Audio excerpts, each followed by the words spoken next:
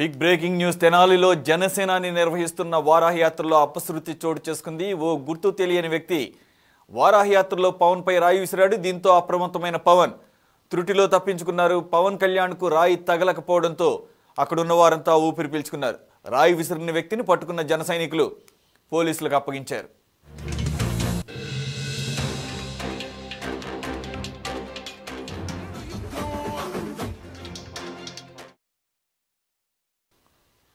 పూర్తి వివరాలు మా కరెస్పాండెంట్ భవానీ అందిస్తారు.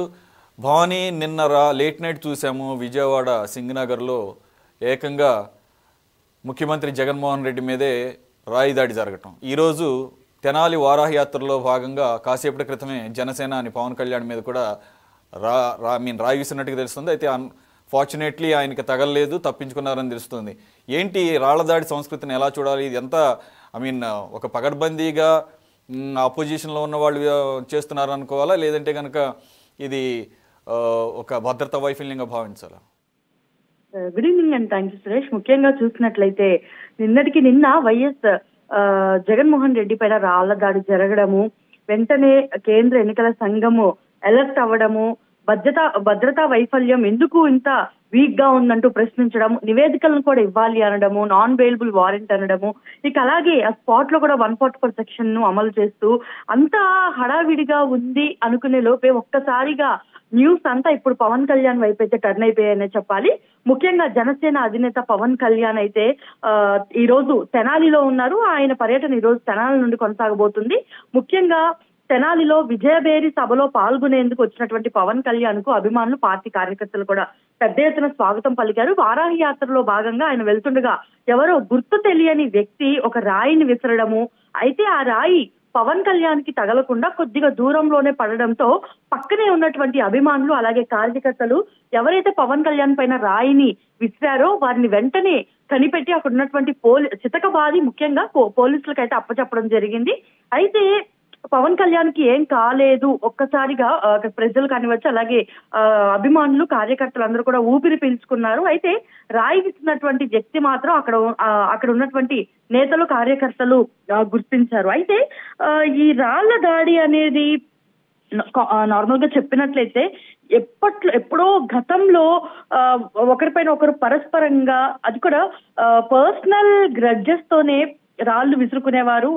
ఒక పార్టీలోనే ఉంటూ ఒకరికొకరు తెలియకుండా అలాగే రాళ్ల దాడులు, చెప్పుల దాడులు కూడా చేయించుకున్నారు అనేది వినేవాళ్ళం. అయితే ఇప్పుడు ఒక్కసారిగా ఏపీలో అంటే ఇన్ని రాష్ట్రాల్లో ఇన్ని ఎన్నికలు జరుగుతున్నాయి, కేవలం ఏపీ రాష్ట్రం మాత్రమే ఎప్పుడు హాట్ టాపిక్ గా మారుతుందనే చెప్పాలి. అయితే గతంలో కోడికత్తి కేసు కానివ్వచ్చు, అలాగే ఈ ఏడాది చెప్పుల దాడి, అలాగే రాళ్ల దాడి అయితే ఒక్కసారిగా వైరల్ అవుతున్నటువంటి పరిస్థితి కనిపిస్తుంది. కొందరు అంటే ఎనలిస్టులు మాత్రం ఇదంతా ఒక పొలిటికల్ డ్రామా, సానుభూతి కోసమే, వారు ఏ ఏరియాలో అయితే ఇలా సానుభూతి కోసం చెప్పుల దాడులు, రాళ్ల దాడులు జరిపించుకుంటున్నారో ఆ ఏరియాలో సానుభూతి కోసం, ఆ ఏరియాలో పార్టీ జెండాని నిలబెట్టుకోవడం కోసం ఇలాగా పొలిటికల్ గేమ్ ప్లాన్ ని వేస్తున్నారు అంటూ కొంతమంది అనలిస్టులు చెప్తుంటే, ఇతర ఆపోజిట్ పార్టీస్ మాత్రము అది ఎక్కడ వారి మీద పడుతుందో, ఎక్కడ బురద పడుతుందో ఆ బురద కడుక్కోవడానికి ప్రజల్లోకి నెగిటివ్ అయిపోతారు. అందుకనే ముఖ్యంగా వీళ్ళు సిబిఐ ఎంక్వైరీలు అలాగే పోలీస్ కేసులు పెట్టాలి అంటూ ముందుగానే ఏ పార్టీ నేతలపైన అయితే దాడి జరిగిందో ఆ ఆపోజిట్ పార్టీ వారైతే ముందుగానే రంగంలో దిగి మీడియా సమావేశాలను అయితే ఏర్పాటు చేసి సిబిఐ ఎంక్వైరీలు కూడా జరగాలి అని పెడుతున్నటువంటి పరిస్థితి కనిపిస్తుంది. సో ముఖ్యంగా గతంలోనూ గజమాలను వేసే సమయంలో త్రుటిలో ప్రమాదాలు తప్పుతూ ఉండేవి. ఇప్పుడు మాత్రము కావాలనే పవన్ కళ్యాణ్ పైన దాడి చేసినట్టు, అది కూడా నిన్న జగన్ పైన దాడి చేయడం, అంటే ఇటు టీడీపీ, బీజేపీ, జనసేన 3 పార్టీలు కూడా పొత్తులో ఉన్న ఈ నేపథ్యంలో ఒక్కసారిగా కావాలనే పవన్ కళ్యాణ్ పైన ఈ విధంగా దాడి చేశారు అనే కొంత సమాచారం అయితే కనిపిస్తుంది. దానికి అంటే గ్రడ్జెస్ నేను జగన్ పైన దాడి జరగడము, ఆ కోపంతో కొంతమంది నేతలు కావాలని పవన్ కళ్యాణ్ పైన, కొంతమంది కార్యకర్తలు అభిమానులు పవన్ కళ్యాణ్ కావాలని ఈ విధంగా టార్గెట్ చేసుకొని రాయి విసిరారు అనేది కూడా కొంత క్లియర్ గా అయితే చూస్తే తెలుస్తుంది. బట్ పోలీసులు మాత్రము ఒక కోణంలో ఎంక్వైరీ చేస్తున్నారు. అసలు ఆ వ్యక్తి ఎవరు, అక్కడ ఎందుకు ఉన్నారు, ఎవరైనా పంపించారా, అసలు రాయి ఎందుకు విసిరారు అన్న ఈ కోణంలో అయితే ముఖ్యంగా పోలీసులు అతన్ని అరెస్ట్ చేసి పూర్తిగా ఇన్వెస్టిగేషన్ అయితే చేస్తున్నారు. మరి కాసేపట్లో పూర్తి వివరాలు కూడా తెలియాల్సి ఉంది.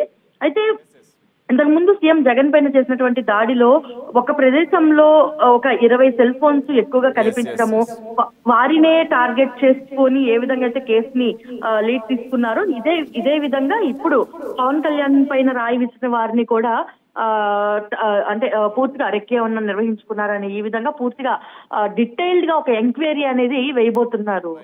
Right, thank you Bhavani.